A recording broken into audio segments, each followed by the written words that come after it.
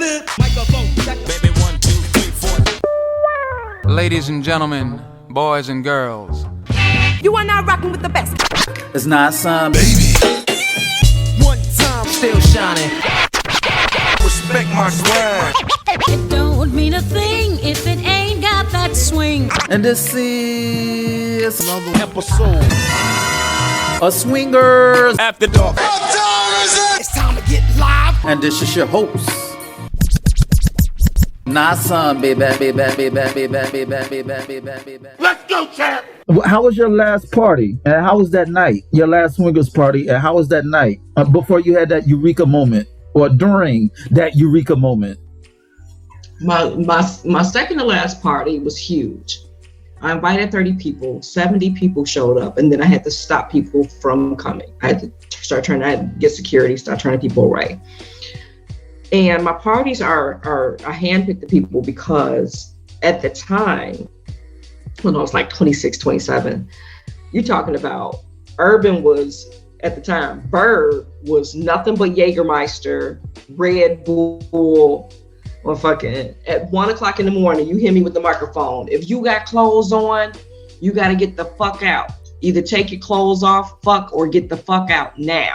That was how my parties used to go. And it was, bam, people used to do it. And then I just realized, like, I would step back and enjoy seeing everything. But at the end of the night, I would go to bed horny, frustrated, wanting to be held, all of these different things. And then my second to last party before I moved, my last party before I moved here was a house party. It was the 90s kid and play house party. I had a projector on the wall playing house party. People was in pajamas.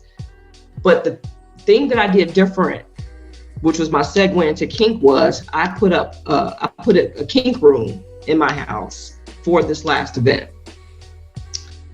My female mentor came, my male mentor came, and they weren't my mentors at that time, but I did know that they were heavy into kink. And I had a couple more friends that were into kink. And so after that party, after the kink room, we all sat down and they just kind of said, so are you interested? Like, are you interested in moving further into this? And I told them that I was, and I got invited to a party, and the party that I was invited to was up north, of course. It was up north with the folk. And Wait, you got to say up north for slow folks. When you say up north, yeah, that's right. It was on the north side of Chicago, Cubs land. Yeah, and that's the North Pole. Because I'm from Rogers Park, you know. So, yeah. But were you that far up north, or was you like by Wilson? And I was like Wilson. Oh yeah, that's the hood. Uptown. So it was something like where Lake. Matter of fact, the party was on Lake Street near the Carnival restaurant. Oh, okay. It was over there. So up north, not real hood, just in an inconspicuous spot, and walked into this place, went right up a stairwell. Someone took some money for me. And they said, okay, well, if you want to get dressed, there's a bathroom. So I'm just sitting there. I'm dressed. So I dressed up as a naughty nurse. I actually still have the pictures from it. I was dressed as a naughty nurse. And all my ass was out. All the shit was happening. My mentor was dressed in a wedding dress. My male mentor was dressed in a wedding dress. And my female friend was dressed as a vampire or some shit. Wait, you said the male was dressed in a wedding dress? Yes, I'm gonna tell you why. So this is an actual full-blown kink party. The DJ was completely naked. The only thing she had on was painted flowers.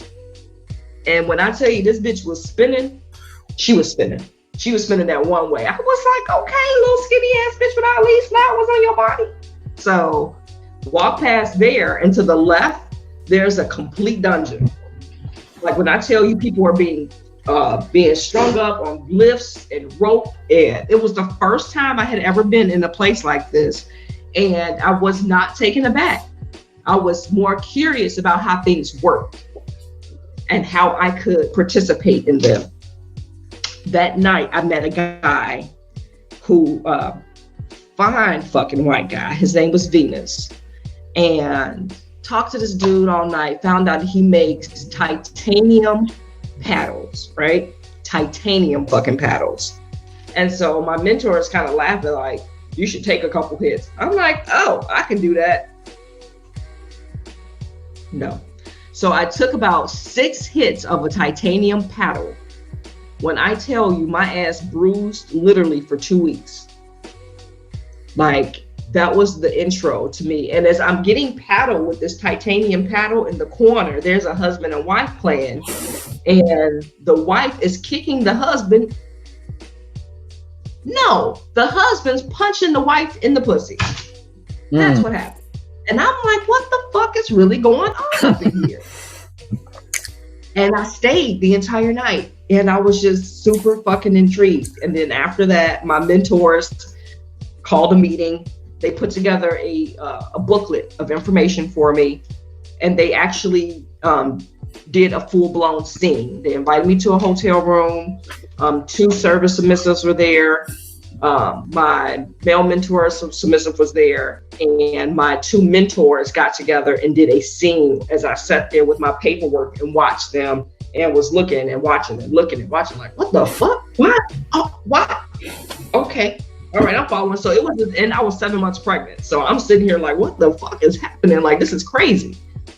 And that was my intro to, do you want to be a part of this? And my mentorship has been ongoing ever since. And this was in 2010. Let's talk about knocking the dust off the pussy. He was doing it literally. You know what I'm saying? He was like, oh, don't get, you know what I'm saying? He was getting his Ken and Ryu Street Fighter on. You know what I'm saying?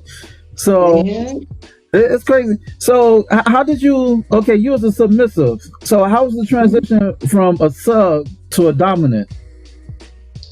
It was fairly easy. Because before we get to that, I just wanted, I'm gonna get at you, Urban. I'm gonna get at you. I saw that. I remember that's subliminal. That's subliminal you threw at me when I was talking shit about, you know, a lot of doms. There's a lot of fake doms out there. A lot of people don't know the difference between a real and a fake dom. And you posted. You had a answer post talking about how people are going to talk about BDSM, but they don't know how to capitalize the word dom. I remember that. But nobody does it. But now I do. I capitalize dom. So before we get into that, why do you tell the people, why do you capitalize dom, dominant, dom, and lowercase submissive? I'm so glad that you asked me that, because that's another low-key controversial thing. Number one, I'm a Catholic school child. I was in Catholic school 12 years. That's probably the reason why I'm a nasty motherfucker now. In Catholic school, them church girls are freaks. Anyway, keep going. In school, they teach you grammar, okay? Titles are capitalized. And even though people like to abbreviate DOM, which is another pet peeve of mine, I just don't even touch that one yet. But I am a dominant. I have a title. You will address me as such. I have never, ever in my life spelled my first name with the lowercase letter. Not the first letter, ever. I am very, very, very strict when it comes to grammar in that way. And I believe that the submissives, they're on the right side of the splash. They should always have the lowercase because they are not pronounced. We are pronounced. The D should be dominant. It is capital D / lowercase s. That's the way it's written and not any other way. So when you write the word dominant, you've never seen me say the word dom. Dom is so like it's just so fucking ridiculous. Write the word dominant out. You'll never see me say mistress with lowercase m. It's a fucking title. And while it doesn't mean a lot to people, like I've seen other dominants like, that's nothing. It means nothing. Well, fine. It means nothing to you. You keep your shit lowercase and I'll keep my shit capital, and we'll just look at how that looks on a piece of paper. You know what I respect about BDSM is y'all community based. Swinging is so disorganized. Like if you're in the swinger lifestyle, motherfuckers they're not gonna sit do a fucking lecture or a seminar. Like at BDSM, it was at Fetish Ball, it was packed. Every seminar, every discussion was packed. At a swingers, at a newbie class, it just be 2 people. You know what I'm saying? But that BDSM class though, if you have a BDSM class and a swinger class in the same weekend, the BDSM shit's gonna be packed. The swinger shit, nobody's gonna show up. So why you think? Yes, why you think that's the case? You're gonna get me in trouble. Wait, no. Like I said, we're not gonna cut no cards. We're not gonna cut no cards. Oh, I'm gonna speak on it. I'm just saying, some people gonna be ruffled after this shit. Well, I don't give a fuck. You're not into BDS. You're not into swinging anyway. So what difference does it make? I support the swinging community. I support and educate the swinging community. Now, I do workshops, and I do workshops almost at every hotel takeover that I do. I actually have 2 coming up for the Fetish Ball. And BDSM is about self. It's about discovering yourself and progressing who you think you are. It's about, like, you really can't function in BDSM until you learn communication, self-awareness, vetting. You have like staples of things that you have to learn in order to engage with kinksters. And that's another reason why I love it, because it's not just, bang, bang, bang, see you guys later. It's a whole thing, and you can make it as extravagant as you want to, and nobody's having sex, and it's just as pleasurable because we're having a great fucking time, and we are engaging, in an erotic way. I think that the swingers don't feel like they need the formalities and the etiquette building. And it's not true. It absolutely isn't true. I think that the swinging world would be a lot better if people took their education seriously. Even when I swung, I actually ended up in the newspaper because the fucking red eye, right? Oh, it's funny because the Red Eye, that's a Chicago paper. That's like an independent paper. Yo, I don't know if it was, no, it was the Trib. Anyway, keep going. No, and the Tribune, when the Bears went to the Super Bowl to play the Colts, they had one of my songs as a Super Bowl anthem for the Bears. But anyway, I fucks with the Red Eye. I haven't seen the Red Eye in years, but I'm familiar with the Red Eye. But anyway, that's like, it's like the Village Voice. New York got the Village Voice. Chicago got the Red Eye. Anyway, keep going. Exactly. I think that if swingers took the education that they needed, and I always tell people ask me, what's the easiest way to get into swinging, or what's the easiest way to get into BDSM? Educate yourself the first year. Like, don't play. Don't, if you attend a party, go and watch. Go and get familiar with the people, the environment, the etiquette. Get in some groups. Don't play your first year. Fuck whoever it is that you fucking. The first year, learn your lifestyle. Because if you take the time to learn the lifestyle, you can learn the etiquette, the do's, the don'ts, all of the things that you need to learn in order to fluidly move through the lifestyle. Just because it's swinging doesn't make it exempt from fault. And that's the qualm that a lot of people have with the swingers. You're so busy wanting to fuck that you're not taking the time to learn about the lifestyle. You ain't got to learn about the nigga next to you, but learn about when you get yourself in a situation. How do you interact in that situation? How do you deflect that situation? How do you approach? One of the services that I offer as a mistress is mock dating for men who are socially awkward, who don't know how to take a woman out on a date. These are etiquettes that we need to learn. I can tell you as a female, I get way more pussy than most men that I know. It's because I know how to talk to a woman. And ladies and gentlemen, she's not lying. I've seen it. Anyway, keep going. You gotta, the number one thing that men do is talk themselves out of pussy. We already know that we want to give it to you, and we're not gonna tell you yet, but you gonna say something stupid and cancel it out. I can teach you how to get through that shit, but most people are so satisfied with I know what I'm doing. Okay, well, know what you're doing.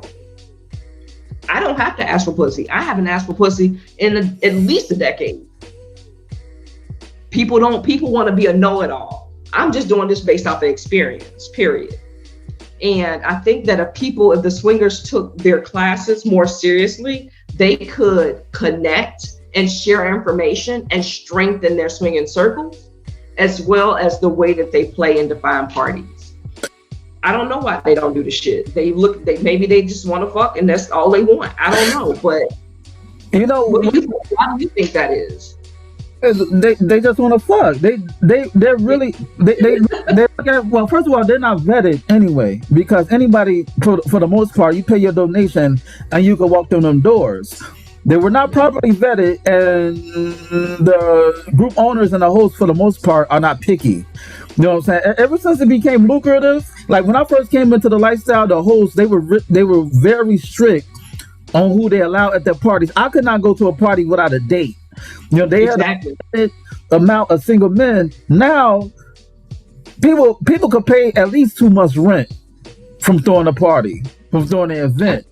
You know what I'm saying? So it became a money grab. After a while, they said, fuck it. But in the BDSM community, y'all call people on their shit, and I hope it doesn't come to a point where it becomes laissez-faire. It becomes whatever happens is going to happen. Whatever. So carefree to the point where the essence is lost. Because in a swinger lifestyle, people, and even in poly to a degree, people don't know about the proper gender people don't know the proper gender placements. They don't know that MMF means that the MMF, male, female, means that the two males are sexually involved and one of the males are sexually involved with the females. They don't know where to place the placement. You know what I'm saying? If it's two dudes and a male, and the males don't want anything to do with each other, then it's male, female, male, MFM. The woman is in the middle. But you have a lot of people, they're defiant about that. Well, I don't give a fuck about the alphabetical placements. I do what the fuck I want to do. But and that's how the essence is lost. You know what I'm saying? Yeah. That happened in poly, that happened in swinging, and I hope that shit doesn't happen in BDSM. It's not going to happen in BDSM because we're too structured, and we're always evolving. That's one reason why this is my safe space, because I like structure. Let me tell you, Cincinnati, I don't really party here. I would love to party here and get to know more people here, but Cincinnati, as far as swinging is concerned, I don't even recommend it. Real shit. Well, we're not gonna touch that because I'll fuck with you. We're not gonna. No. This is about a specific instance where a person was walking down the hall, not getting attention from gentlemen, saying that I want to be raped. Oh no, that's not cool. That's what I'm trying to tell you. That's not even cool. That's not even cool when a willing person. I've heard women say they had rape fantasies, but to verbalize that is a no-no. You know what I'm saying? You verbalize that with a dude who you trust, that you confide in, but don't, because then you're gonna have these dudes, they thinking that, okay, every woman have them type of fantasies. And then you know how people are to generalize and they think that it's one size fits all, when that's not true. But anyway, keep going. But those are the types of things that when I hear about those things, those are the reasons why I steer clear of the swinging environment, because I don't want to be in that space and hear something like that. I'm very particular about what swinging environments I engage in. My Chicago swinging environment, the only Chicago group that I'll go with is Speak for More. I've been supporting them almost 20 years. And Richard Long is a beast. Like, period. You've been to his party. You're not going to What'd you say? That you're not gonna have no issues at a Rich Long party. Ladies and gentlemen, Mistress Urban Kinkster she had the pleasure of flogging me and giving me cup therapy. Yes, the heating cup, the suction cup. So she flogged me once. She even flogged me in the nuts. So I'm gonna let her slide with that. And she also gave me cupping therapy. So she flogged me at one event, at a one Freakoween event, and then the next Freakoween event, she gave me suction. So I did fire cupping and fire wands. Yeah, see, I wasn't comfortable at the. I had to be comfortable next time because I thought you was gonna burn my ass because I heard horror stories of dominants burning their subjects. So I was not comfortable. I heard a horror story about me. Listen, it's all in the mental. So next time I know what you're capable of doing, so I will be more relaxed. You know, Okay. But anyway, keep going. So you was talking about you're picky about your surroundings. I'm very picky about my swinging circles. I have to feel secure. I don't like ratchet motels. I will not engage in those things. I like structure. I like to know who's running these events. I just don't, I get tons and tons and tons of invites, and I do not, I don't entertain 85-90% of them, because when you're brought up and swinging a certain way, and I attribute this to Honey and to Richard Long, after these two showed me the classiest way of swinging, there's no turning back from that. I have to have certain amenities. I have to have private rooms and public rooms. I have to have towels and sheets and all of these things, these amenities that, did you ever go to Club Meet for More? You talking to me? Yeah, did you ever actually go to the physical club? No. I'm a newbie. I came in 2000. I want to say 18. Yeah, 2018. Get out of here. No. Yeah, 2008. It's either 2018, 2019. No, it was 2019 because that's when I started the podcast. It was 2019. Yeah, 2019. No. It was 18, 19. The time is on crack nowadays. I don't know what year. There was either 2018 or 2019. That was my first time I went to a Club Meet for More. The next time that Rich does a Meet for More party at his actual swinging compound, I will contact you because we're going to go together. That's something that you have to experience. And you have never, I'm telling you, I don't even know where the fuck you've been, but you've never experienced nothing like this. I've been on the East Coast. I've been on the East Coast doing my thing. There are trap door rooms in this motherfucking place. There are rooms that you go and you look down into the room and it's like a deep ass room in a completely different sub level. Like when I tell you this room, you gotta climb a ladder and knock the door up, climb in the room, put the door down, and then get the bed type shit. Like it is a swinging pool tables, like the whole nine. It is fucking insane. So when next time he has a party, I'll make sure you know, because I have to go there with you so we can do a podcast so you can be like, this is stupid. How did you go from a sub to a dominant? Well, my subspace was very, my D-type always said that I like the top from the bottom. And it's mostly because I've been a leader for a very, very long time, even in my professional career. And I cannot I cannot follow a sinking ship. And I did a lot of leading as a submissive. And it wasn't intentional. I don't think that my D-type was necessarily in a space to handle someone who was so headstrong. And a lot of times he took that as topping from the bottom of me being disrespectful. But like his leadership style was really based on some things that I just couldn't vibe with. And my mentors were looking at me like, okay, so when are you going to transition? And, once the relationship started to sully and his leadership really started to fall to the wayside, it was a very natural transition. I contacted my mentor and said, hey, this relationship is not going to work. This dynamic is not going to work. My mentor said, so what are you going to do? Are you going to go back into the space that we trained you for? Or, what's happening? Yes, I'm absolutely going to go back under mentorship, and I'm going to go back into my natural space. It was really that simple. Went into mentorship for about 2 months. Anytime I have a transitional period or I need growth, I go back into training. That is even until today. I will call my mentor and say, hey, I think I'm fucking some shit up. I need to go back into mentorship. So I will do those things. And so it was really just a really easy transition, just talking about, okay, so you're going to be Lady Verb, you're going to be Mistress Verb, you're going to be what? So we had to go through all of that shit in order for my transition to happen. Once my transition happened, it was just like that, because people were already following me based on my service.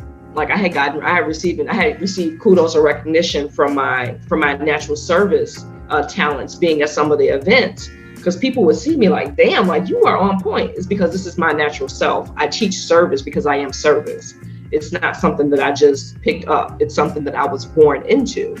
I was born and domesticated as a young woman in my family on the west side of Chicago. Like there are certain things and roles that was specific to the women in my family, and it really all carried over into kink. I was trained. Yeah, exactly. I was trained to be domesticated. Wait. She wasn't sworn in it. She was born in it. She's not sworn in it. She's born in it. Write that shit down. Wait a minute. I was born into it. I was born into it. I was at 6 years old. I had a stepping stool up to the sink, up to the washer and dryer. My parents didn't play. My grandparents didn't play.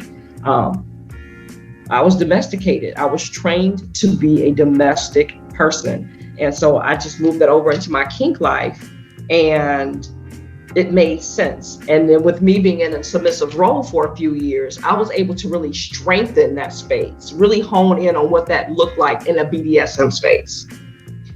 That made me a fucking animal. Like really, my submissive space made me an animal, because it really taught me how to teach other submissives to be great. And it was awesome. Like it was fucking awesome. How do you vet your submissives? Because on your Facebook, I'd be thoroughly entertained, especially the males, the male subs. I'd be they're like puppies. Like the male subs could be like puppies, in contrast to females. So how do you vet your male and female subs? And how often do people think that your services is in exchange for sex? So answer the first question, then the second. About how do you vet your subs? So vetting for me is serious, and it has changed over the years, because people seek me out because of my name and my notoriety, and so I have to now be very, very careful about that. And you have to have at least 1 year service, verified service, which means I have to be able to contact someone to verify that you have actually been in real-time service. And I take about 6 months to really just get to know you, the relationship, because when you first start talking to someone, whether you realize it or not, your representative chimes in. I want you to get past that point where you can deal with me. I can deal with you. Like, can you deal with me? I'm flaky, I'm moody, I'm wild, I love music, I'm very introverted. I'm actually more introverted than extroverted. And people have to know if they can actually deal with that space or not. I don't like to talk every day, which we're in the age now of microwave relationships, where people have to feel like, if you don't talk to me today, what is there something wrong? What, you don't like me? Is this not working? Like, bitch, I'm busy making some money. Like, and so people need that. And so I can't, I have to vet, because I can't be with people who need to talk every day, all day. I'm the same way. I'm like, yo, I do not need to talk to you every day. I can text you, but I don't need to talk to you. I don't People become very offended by that. Like, so, I mean, I want to talk to you every day. Listen, I'm a schedule. What you say? You don't see my fucking schedule? Listen, I'm the type, I don't have to talk to you for a month or months. As long if you, huh? That's me. If you're going through some shit, hit me up, and vice versa. But I don't need to talk to you all the fucking time. Like even. Anyway, keep going. No, I understand it a lot. I wish a lot more people would speak up on it, because a lot of my relationships have fallen out, like my romantic relationships have fallen that way because people need that instant gratification and that validation. And I don't need that literally from nobody. Like I literally don't need to talk to you every day. And it doesn't mean that I'm not feeling you, like I don't want to fuck you. It means none of that. It really means that I'm an introvert. And if you need something, please reach out and I will make sure that you get whatever it is that you need. But you have to be a communicator in dealing with me as well. So those are some of the things that S-types have to learn with me. I'm very short. For an S-type to be around me, you have to have a thick skin. Like you're not talking about heights, right? No, I'm very strict, I'm very stern, I'm very short when I give commands. I'm about to say because you're easy like 5'7", 5'8". You know what I'm saying? Yes. Anyway, yes, I'm very short, so a lot of people don't deal with that well. A lot of people don't deal with commands and moving and commands and walking. For me, hey, I need you to do such and such, and I'll walk away. You have to be able to understand and be clearly thinking with me all the time, because I can be like, that over there. Like you have to really be on, like you have to want to be a submissive. You have to want to learn and grow with me and not be waiting for me to, okay, so I want you to do it this way, this way, this way, this way, this way, this way. I'm not doing that shit. I'm going to tell you what my direction is, and I want you to get the shit done the best way you think you can get it done the first time. And then there's a learning experience after that. And so there's a lot in going in with the vetting. Men have been unsuccessful with vetting with me because they cannot differentiate the fucking and the There's always a caveat when it comes to men. Women have the caveat. The women have the caveat with the women is they think that their pretty faces and their asses negate them from responsibility. And I tell women all the time, I got a pussy too. Your pussy don't mean nothing to me. I can get whatever pussy I want. So what I need you to do is to focus on the reason that you're here. And that's the reason why I no longer have sex with my submissives, because they're so busy trying to impress me with their vagina that they're not getting any of my tasks done. And I detach so easily. Like, pussy don't mean nothing to me. I don't give a fuck about that shit. So you said no longer. What was the straw that broke the camel's back? My first owned long-term submissive, my first submissive that I had my year dynamic with, completely turned me off from wanting to have sex with any of my female submissives. Mentally, she was not in a space to perform her consistent acts. She always had issues that needed to be fixed with her life. And that was a no-no for me. And that's another reason why I have to have a year service. And also I do mental health checks, because I also need to know that you're stable, you're already building, you're already looking into opening a business, because I don't need you to focus on trying to love me. I love myself. I need you to focus on doing what the fuck you said you wanted to come here to do, which is serve. And I mean, I've done service training in my house 3 weeks at a time, where I bring someone in and just train them. So I'm gonna get my Reverend Wavy on. So how often do men or women proposition you for the sex? You know, every day, Wavy. Because I saw your Facebook page and you said you can't this is not sexually based. You know, so they like people. I don't get it, because when they hear the word sex worker is synonymous with BDSM. So how often do you get proposition for sex during your sessions? They want happy endings. A lot of male, I wouldn't say a good number of male doms, they give happy endings. It's like, if I'm a masseuse, I'm here to do my fucking job, but sometimes people do give happy endings. So why don't you get happy endings? I don't give happy endings because I don't need stalkers. That's number one. Well, not only you already have stalkers, but you have imitators. But we'll get to that later. We keep going. I have stalkers, I have imitators. I don't do happy endings because I'm a businesswoman. when I tell you I'm going to give you an erotic massage, I mean exactly that. I'm going to give you a massage. I'm going to have you strip down. I'm going to rub every part of your body. I'm going to use fire on you. I'm going to make oils for you. I'm going to talk to you. I'm going to literally just clear your energy. I'm going to make sure that when you walk out of there, you feel like a puddle of slime, like you just ooze to your room. That's my job, is to control your energy, not your penis, not your vagina, like none of that. I've had people book massage sessions and, try to slide me an extra $400, like, can you touch my man? No, nigga, I will not touch your man for $400. For $1,000, yes, I will touch your man for $100. You cannot serve me food for $400. And it happens all the time. Like I hate that when men think of female domination, the first thing they think about is being tied up and fucked. And that is literally like that's the vanilla side of BDSM. Yeah, I think that is that really what it is? Is that the mindset? Is that where that's coming? It's a fantasy. It's still sexually based because BDSM is more so. It's not sexually charged. It's more so.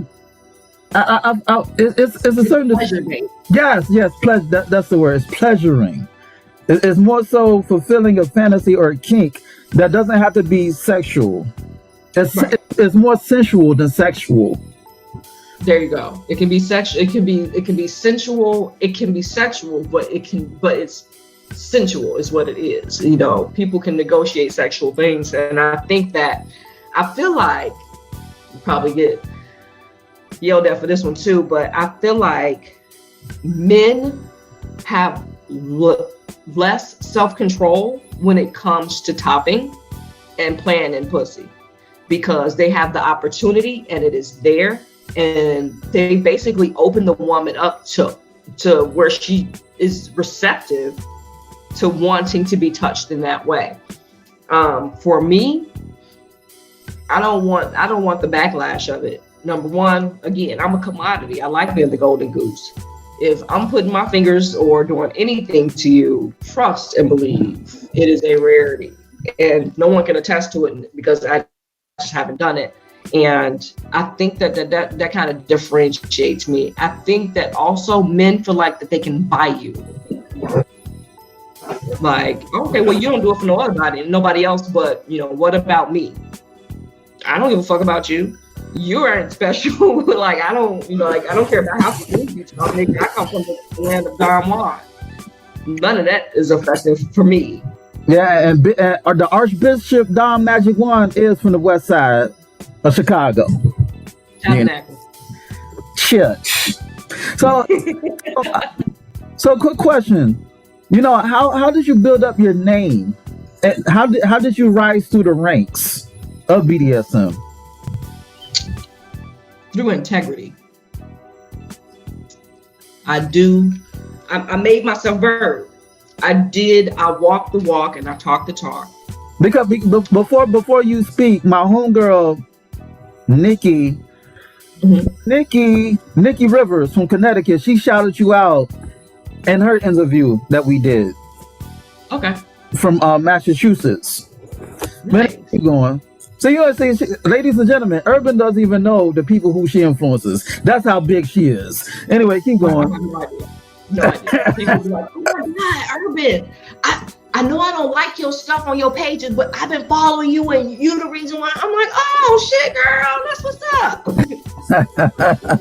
That's why I'm here. I'm here because I want to touch many people. I want to touch mass amounts of people. But as far as like my sexual things, I do pegging things. I do like if I have a client that pays very well, I will do force feeding. I will force feed you. I have no problem with that. As far as like doing intercourse scenes or promiscuous scenes, I do not do any of those things. I do not perform them. And that's just who I am. I am particular. I'm very just hands-on, and I enjoy being that way. I really do. I don't necessarily need. I mean, and that's the thing. Again, we're talking about. I'll even go back to the swingers. You know, how many swingers can say that they can go home and get the type of sex that they're seeking at these places? Not a lot. Exactly, and that's the thing. I don't have any problem contacting someone and getting slung around and tossed around. Like I'm not thirsty that way, so I'm not expecting to go to any parties. And here's the thing. My parties, the events and stuff that I go to on the road, I actually end up not having sex any of the time. Number one, because corny shit like this happens to me. Oh, you're the mistress. I would never disrespect you. That happens every event. Or guys will say this. Oh, that's the mistress. She likes to dominate people. I wouldn't want her dominating me. That happens. Wait, why the first part is corny?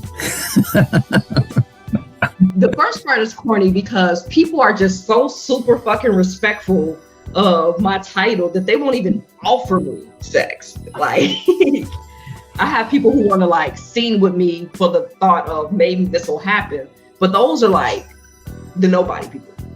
The like people like my peers and like my friends and like people that I might even be attracted to will not proposition me based on my title. They will actually come into my room and say, hey, can we have a counseling session? I need some coaching. Or can I come lay on your couch and just absorb some of your energy? They say shit like that to me. So after I close the dungeons and do all the stuff I'm doing and close my room door, I'm usually in my room sleep by myself. How do you get respect from your male doms, from your fellow doms? Being the person that I don't lead with my vagina. I think I'm cute, but I'm not super, super girly. I move the way that I say I'm going to move. I don't recognize myself as a dame. I don't need the feminization of a word in order to identify with it. I am a female dominant, just like males are male dominants. And I think that the fact that when I'm on the road, I hold my own, I think that they respect that. My education level, they respect that. My gangster level, they respect that. I mean, I live a public life and I do it because I want people to see exactly who it is that I am and how I move. Because you be spazzing on motherfuckers. You be blacking out on motherfuckers on putting people. But I think that in the heat of the moment, you really want to spaz on somebody. You really want to snap on somebody, but then you delete the post. Sometimes, do you think that like it feels good at first to like snap on somebody on social media, but when you snap, do you not think that I'm Urban Kinkster and I gotta lead by example? I can't be savage as I want to be, because you still have a certain level of influence and people look up to you. And then when you do these seminars, you have to practice what you preach. You can't say one thing and then when you're on social media, you totally contradict your message. So how's that a struggle that you want to be true to yourself? And we got to be petty. Like everybody's petty. Everybody got that savage element. But how hard is to juggle that, you know, I'm on my pedestal, I'm on a throne, from, you know, stooping down to somebody's level and putting them in check? How hard is that balance? I've grown over the years from really wanting to read a motherfucker. Like, my Chicago is true, and I'll always be urban. And I really, truly do struggle with giving people their life and just being cool. Because the struggle with me is the fact that my name is Urban. There is nothing cool about being an urbanite. There is not. It is raw, raw sensation at its finest. It is everything that you know of being on Lawndale and motherfucking Central Park. It is what it is. But at the same token, the professionalism stands out, because I have to teach people how to critical think and how not to just blurt out what it is that's on their mind. So for me, it's a constant battle. It truly, truly, truly, truly is, because every second of the day, I want to read a motherfucker. And like I tell people, the difference between your dominant and me is I'm always on 10. Like right now, I'm on 10. Like right now, I want to fight right now.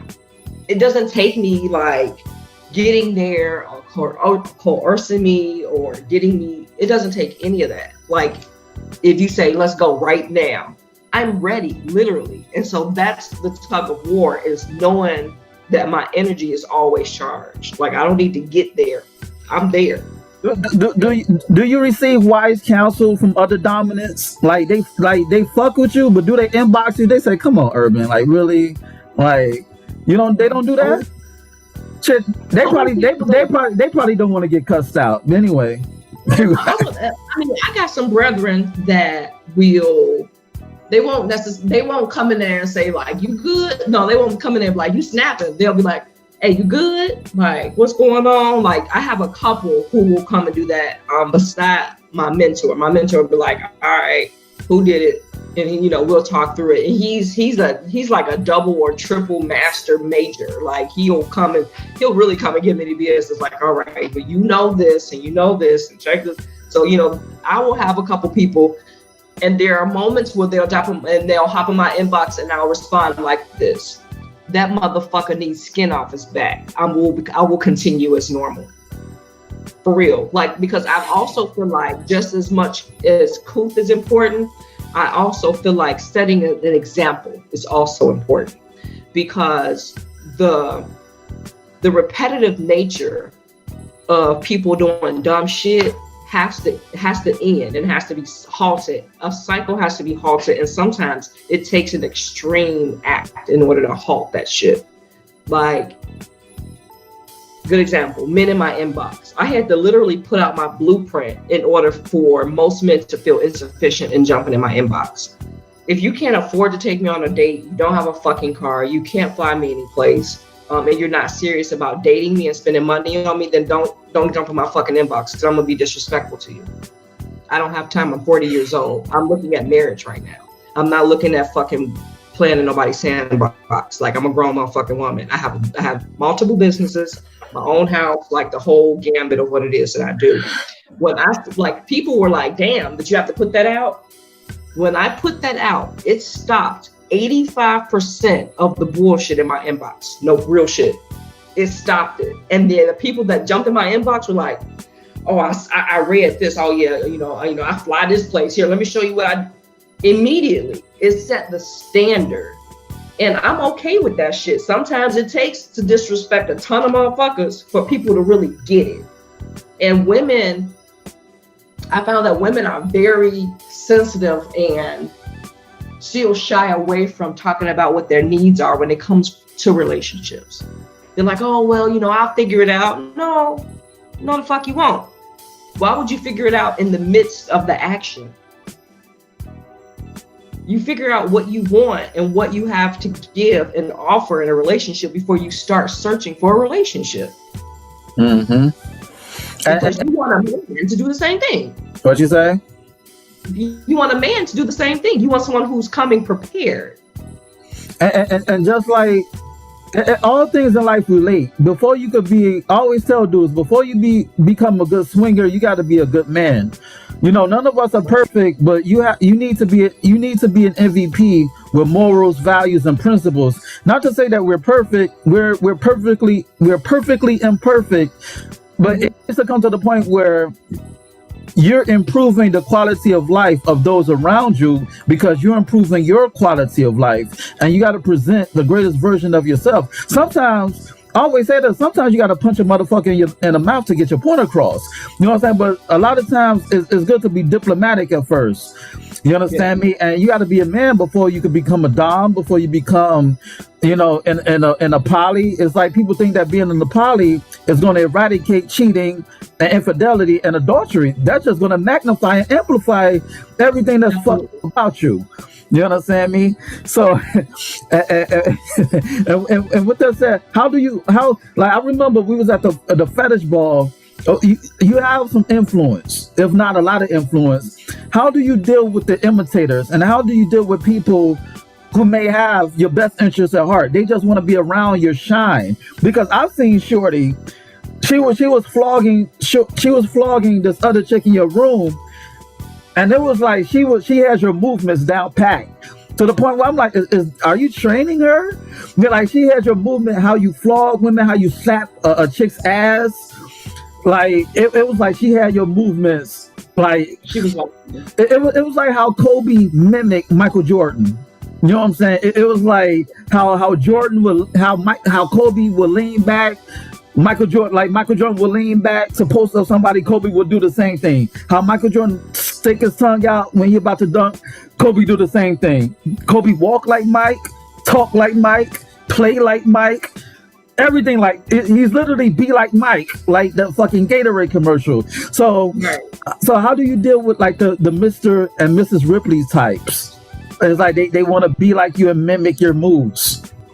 So two responses to that. I'll hit the people that come around me because they love my energy and they love the notoriety. As I'm growing, I'm being more mindful of just keeping people the fuck away from me. Because, energy don't lie. And I feel like energy exchange is real for me. I know what I bring to the table. When you come in my room, I know what I'm going to give you. You're going to learn something from me, whether it's you're going to learn something from my energy, the way I move, whatever. You're going to learn, you're going to take something from me. And I have no problem with that. I have the problem when you can't reciprocate that energy. And so at this point, even submissives, I'm keeping people far the fuck away from me because I don't trust people, because there's been too many people around my circle who've gotten close to me, mainly because they just need that energy and they don't really have any good intention with it. And you don't want to make yourself too accessible. You don't want to make yourself too accessible. Exactly. The second part to that is the imitators. So that's a part where I still struggle with that coup. And when it comes to shit like that, to be honest, I still don't have any coup in regards to that. I don't have any professionalism when it comes to that. I try and be very quiet about that space because my immediate response is that stupid cunt fucking bitch has to say, like, immediately I'm on 10 because it took me so long to perfect the space that I'm in, the skills that I have. And I hate when people try and come around me and they're studying me and they're not even communicating, they're studying me, they're just trying to replicate me. That's part one of that response. Part two of that response is it's when people gravitate toward that person, even though they don't necessarily trust that person and they don't necessarily back you up with that shit.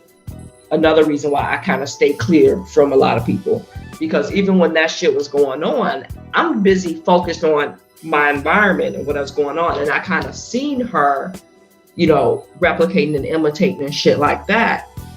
And I addressed it. I contacted her directly because a lot of people don't know, she put out a video of her Florentine and trying to Florentine like a Florentine. And, most moronic people will be like, oh, well, anybody can Florentine. If you know how to Florentine, I have a very specific Florentine.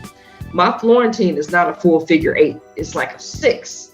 And that's what differentiates mine. And so when you look at my style and you copy my style, I can see that you're not doing a full Florentine because you've been watching me type of shit. Now, if that's what you're going to do, be like, hey, Urban, I really like the way you do this. Like, I'm going to be watching you and seeing if I can get it. Thumbs up to you, nigga. Enjoy. I got some pointers for you. I'm going to let you know it's not a full Florentine, but this is what I'm doing. Instead of being sneaky and download my videos and coming to my room and shit like that. Like, I have a zero tolerance for that type of behavior. And those are fighting words. Yeah, because people in the podcast community, I influence a lot of motherfuckers to podcast, and they don't get, only one person gave me my roses, and that's Mark King. The other motherfuckers don't give me my flowers. So it's like they would come. It's like that Raekwon and Ghostface skit called Shark Biters. And he was like, how people would take your styles and bounce it and flip it like it's their shit and won't even acknowledge you, won't even address where the influence came from, but they would make it seem like that they came up with the shit and it's their trademark. You know what I'm saying? So, like in hip hop, that's big. Like, I don't know how the new cats, because a lot of these, It's biting in hip hop. It's biting. You know what I'm saying? You can be influenced by somebody, but come with your own shit. You know what I'm saying? You can add your own flavor to it. You know what I'm saying? You can add your own style to it. You know, if you're gonna do a figure six, I may do a figure six, but I may put my own swag into it. I may, Exactly. you know what I'm saying? So yeah, you may wear Timberlands, but I'm gonna wear my shit without the shoestrings, without the strings tied up. You know what I'm saying? So yeah, it's about, huh? You're gonna put your own swag into it, your own shit into it. Yeah. So what is down the pipe for you? Because I know you've been doing a lot of events. You've been, because throughout this whole interview, your phone ding ding ding. You've been pinging. Wait. Before we get to that, how does that feel? Like, I know we got to show some level of humility, but I know it's like, okay, people really fuck with me. Like, do you feel vindicated a little bit because people really fuck with you? No, I don't. Nah, it gotta be, because if people don't fuck with you, you'll probably feel away. Like, you're like, damn, nobody don't want to do a scene with me or a session with me. Like, what the fuck, yo? I don't think I'll ever have that problem. But I think that in understanding Urban King is not for the people, it's for me. And when you look at it like that, no matter who engages or who doesn't engage, your brand is still your brand. And my brand is to celebrate my life, because I wasn't always outgoing and like this flamboyant or anything like that. I was very, very introverted and very quiet growing up. And so this platform is mainly for me, and then for the second is for the people. And even though, I'm hit up a lot, it just, I don't know. I don't necessarily feel, it doesn't make me feel good, if that's what you're asking. Like, it just kind of is what it is. I wish that people were more genuine when they hit me up. Because half of the pings and shit is when people are adding me to new groups and I have to do an intro, and then people jumping in my fucking inbox like, oh my God, you so hot, are you single? I get a lot of that. Like, so what do you do for a living type shit? Like, people literally add me from a group and then jump in my inbox. So you get some of that shit. But as far as like business goes, a lot of my business is done in my email, because all of my events are via contract. This is not just some shit. Hey, Urban, can you come take a look at this event for me? No, these are all contractual events. I don't move without a contract. I don't move without money. I don't move without deposits. I don't do none of that shit. So I feel more special about the promoters and the vendors who want to work with me and pay me based on my notoriety, my experience, and my capability. That makes me feel the best. And then there are my followers, because my followers, you know this, followers are fair weather. I'm glad you said that, because I always tell my listeners, today's fan could be tomorrow's hater. Absolutely. You can move just like that. Yeah, people are fickle as fuck. That's why I treat the praises with the same indifference that I treat criticism. I don't put the pedestal just because it makes me feel good. One person could dislike you based on one post. Exactly. Before that post, they worship the ground you're on, but because a lot of people are emotional, that now all of a sudden it's fuck you, baby, fuck you, not son, you motherfucker. That happened to me, yo. That happened to me. It happened to you too. It happened to me too. Yeah, I'm like, where's this coming from? I thought you one minute you want to come on my podcast, and the next minute you saying that I'm spitting fake knowledge. Which one is it? You know what I'm saying? It's like people are yo. It's like, that's what they do, because they try to put you in a box of how you think you should act. Yep. You know, yep. I'm like, yo, who are you? You know what I'm saying? Like, I'm not your toy that you can just wound me up and I'm going to play according to how you want me to play. Exactly. So is that how you keep yourself grounded? Absolutely. My fans, my followers, I love them to death. I appreciate them, but they don't support me financially. If I never heard from them again, I'm not getting paid because of the people who's inboxing me. I'm getting paid because of the vendors who are showing me out at these events where the people are actually showing up. Because 60 to 70% of the people on social media do not go to our events. I don't give a fuck. Like, I appreciate it. I'm glad that I can spark something in you. And that makes me feel good that I can help people grow. But I don't base my sales or any of that on people inboxing me or liking me, like it just is what it is. And I'm grateful again for my vendors and my promoters and the people, but the way Urban King came to be wasn't because people were sharing my shit and giving me high praises. It was because of all the legwork that I put into it, the fucking podcast, the sharing, the 5 platforms, my own business, my own website. Like, I did all of it by myself. I miss your podcast, your Facebook lives with the homie. You know what I'm saying? Y'all had wonderful. Well, from the outside looking in, y'all had good chemistry, and I really fucked with him. And it seemed like y'all had good chemistry, and he topped you sometimes. He was in certain scenes, he was the dominant, and you were the sub. How are you a switch? As a matter of fact, are you a switch? So when I came into my mistress phase, I came in as a switch. And I have not bottomed. I haven't bottomed. I haven't had the desire to bottom. Because even when you were a bottom, it was kind of weird to see you getting fire play and cupping therapy. It was weird. It was like I can't see you. Like, it was weird because it was like y'all was in a relationship, right? Mm-hmm. So how does that work? Do you separate BDSM? Would you ever separate BDSM from your relationship, or they have to? It has to be inclusive. Like, do you want to get married? Can you marry a vanilla dude, or does he got to be in a BDSM lifestyle? How does that work? Well, so my ex name is Hustle. So me and Hustle, he was my D type. He's dropping names. She's dropping names.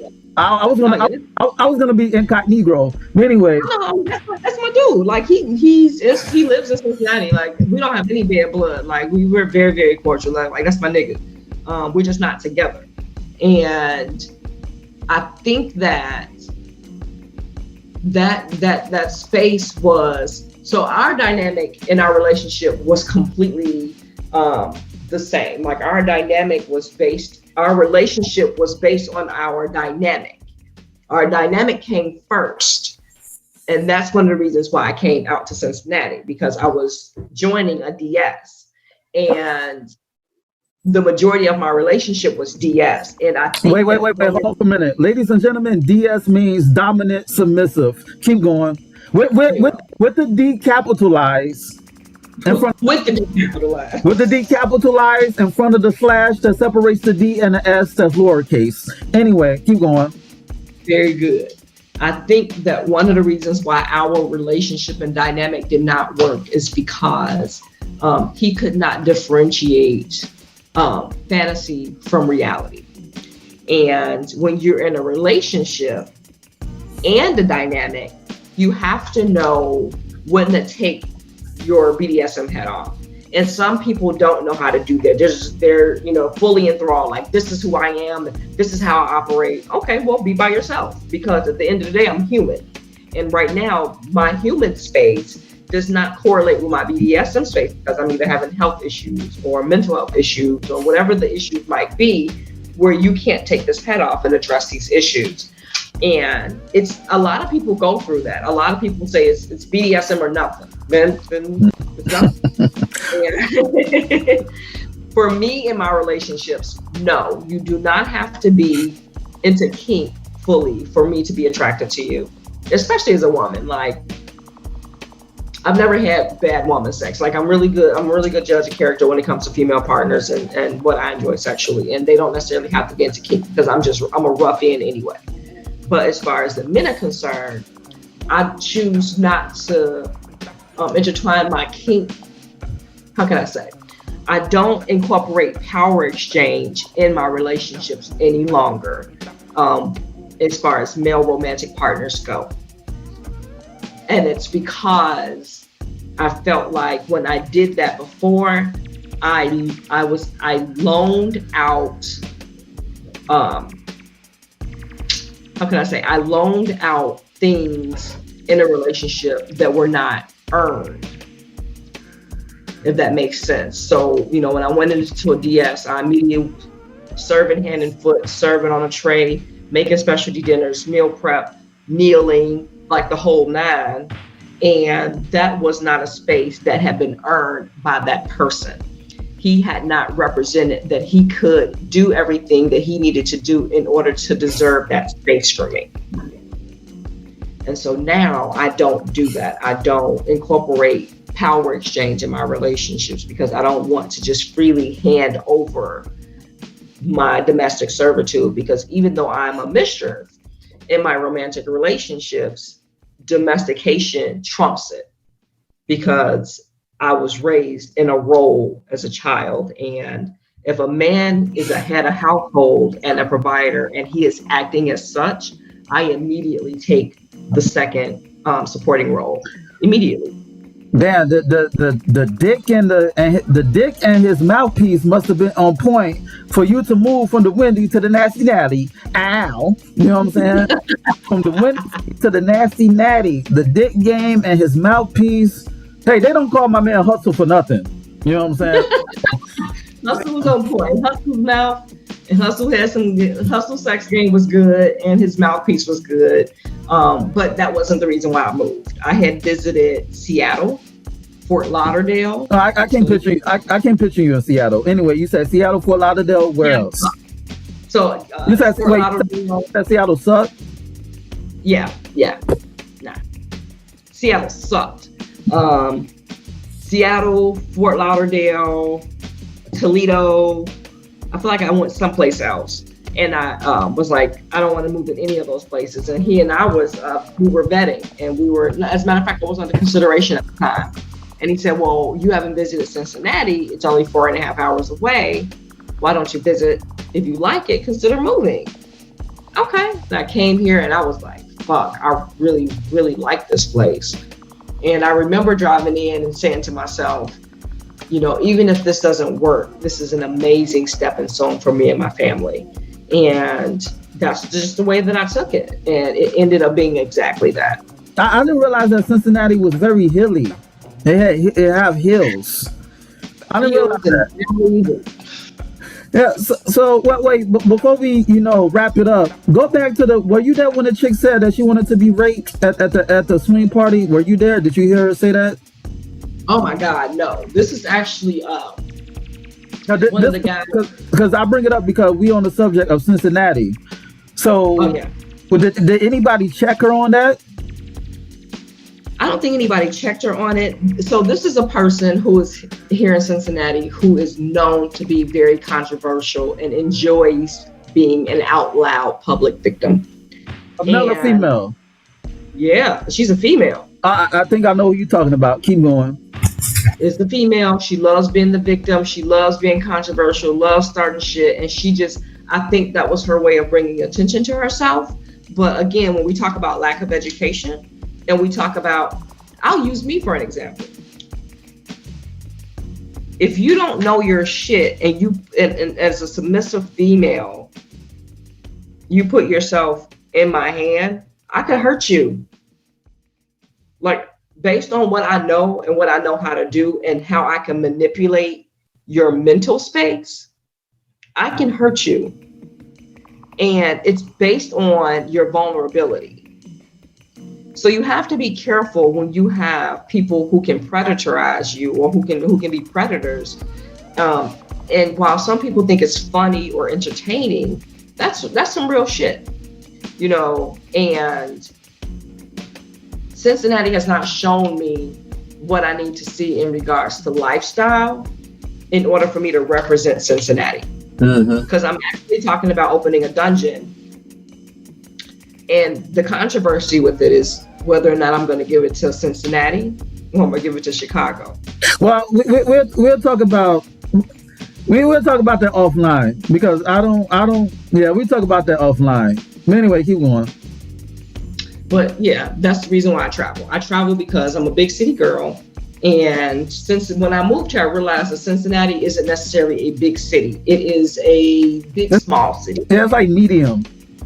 Yeah, it's kind of like a big, small city. And there's things to do here. It's absolutely beautiful here. Absolutely amazing here. There's tons of shit to do here. Like literally tons of shit to do here. But I think the only setback is not necessarily the people. It's just that they're like 10 years behind. Because again, we're in a smaller city, in a smaller environment, coming from a big city. That's where it is. Yeah, Cincinnati is like the condom. It won't necessarily like slip off, but you may have to like slide it back on as you're fucking because you're obviously not big enough to fit the motherfucker. You're not too small, but you're also not big enough to fit it. So it's like it keeps sliding off to where you got pulling the rim back. So what events have you done, and how can people reach you? It's like, what events have you done, and do you see yourself in BDSM for the long haul? It's funny you say that because so I've done a ton of events. I do annual events. I try and stick with some of my faithful vendors. One of the events that I do every year is Meet for More. I actually do 2 to 3 events for Meet for More a year. I do Freakoween, Naughty Gras, and I know one that they're doing this year is Naughty in New Orleans. I'm not sure if I'm gonna do that one yet, but I do Meet for More. I do Fetish Ball, which is something that we just started in Baltimore. That's going to be an annual event. I host not to cut you off, but the Fetish Ball, it was like 300 people, and there was a fucking zoo. That was the first time I was overwhelmed at an event.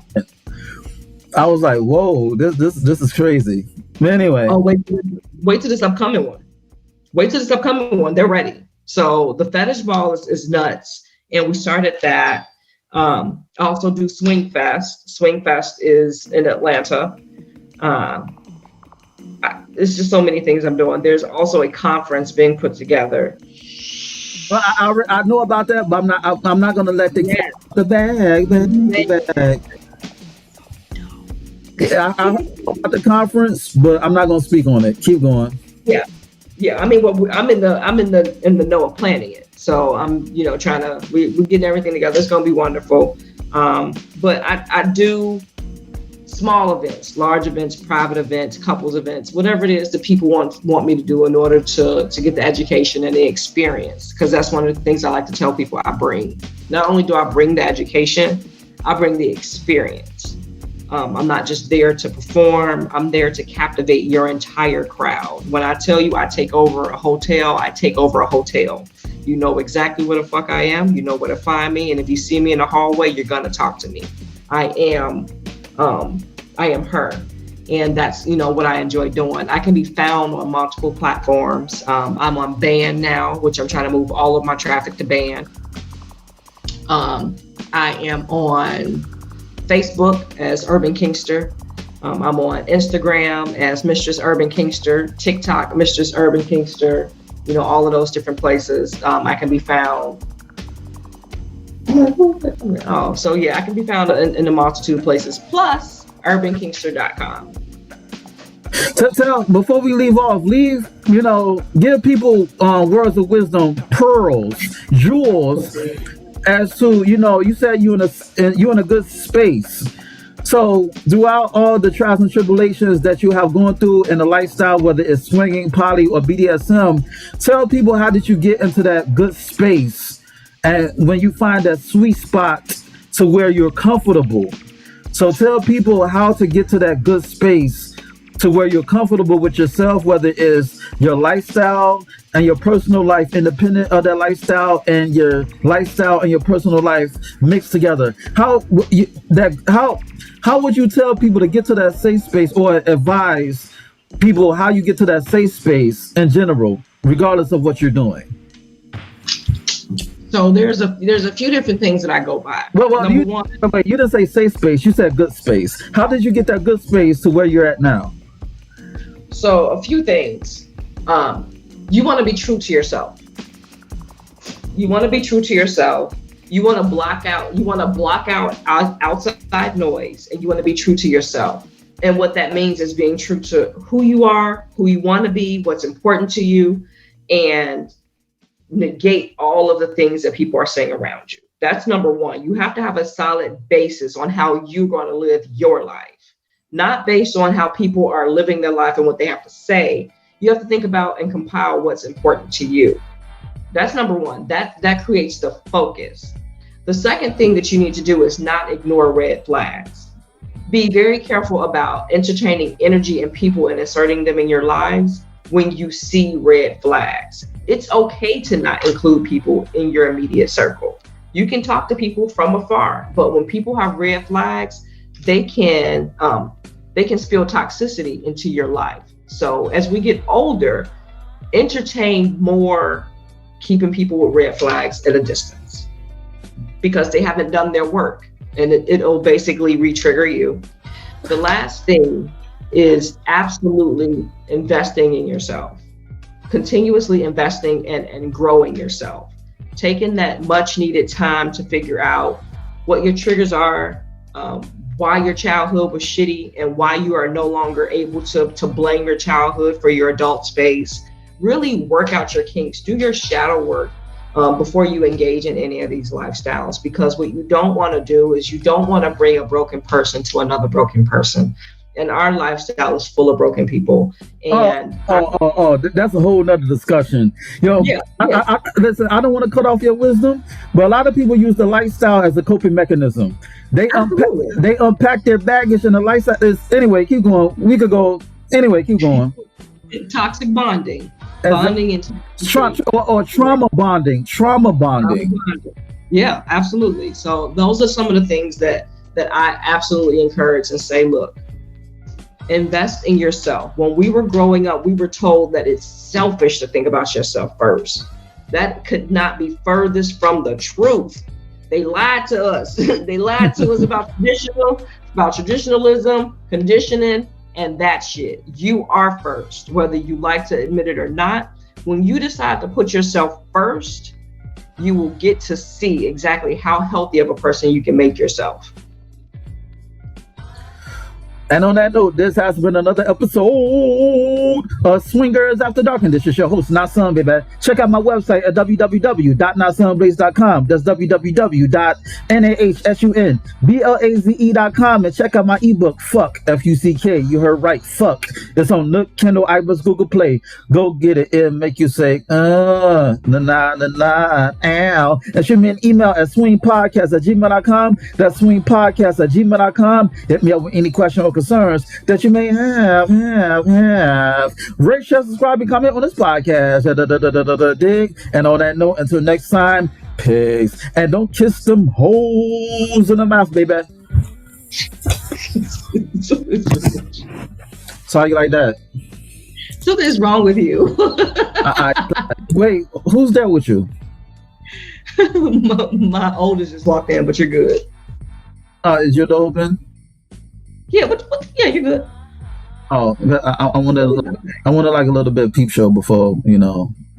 You want a peep show? Yeah, I want to see that. The quarter slot? Huh? Where's that quarter slot? What quarter slot? You know the little machine that you're supposed to insert like the little quarter in, and then lady come out with the curtains and shit. I give you a Bitcoin. I give you, see,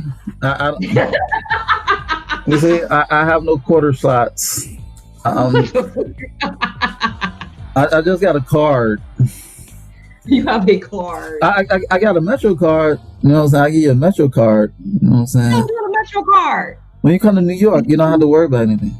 But anyway, I'm just fucking with you.